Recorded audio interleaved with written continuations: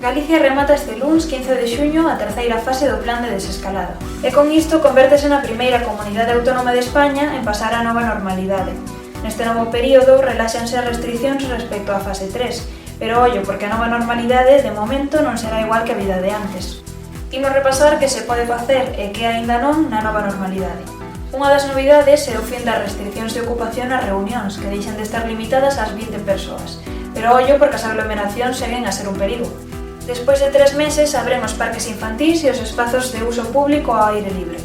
Ademais, os centros de día poden facer terapias individuais con cita previa.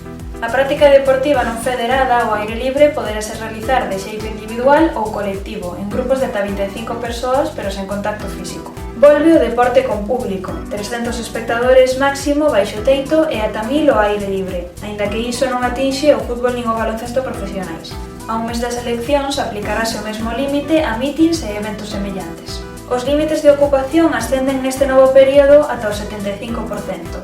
Así poderán ocupar ata esta porcentaxe da súa capacidade os bares, tendas, centros comerciais, hotéis ou piscinas. Tamén ao 75% sobe o límite en autoescolas, bibliotecas, museos, cines, teatros e auditorios. Nas terrazas a ocupación medra un pouco máis e poderase ocupar ata o 80%. Iso si, os grupos que se reúnan nelas non poderán sobrepasar as 25 persoas. Autorízase a asistencia dun máximo de 60 persoas aos velorios e de 75 aos enterros.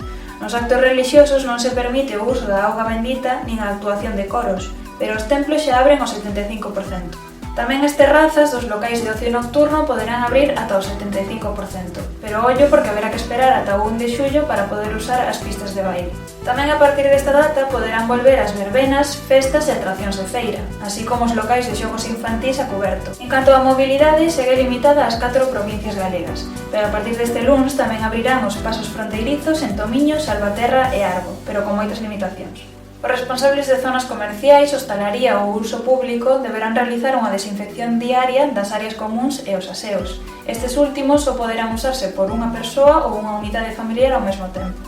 En a nova normalidade seguen sendo necesarias as medidas estritas de hixiene, a distancia social de 1,5 metros e o uso obrigatorio de máscaras sempre que non sexa posible respectar a distancia social.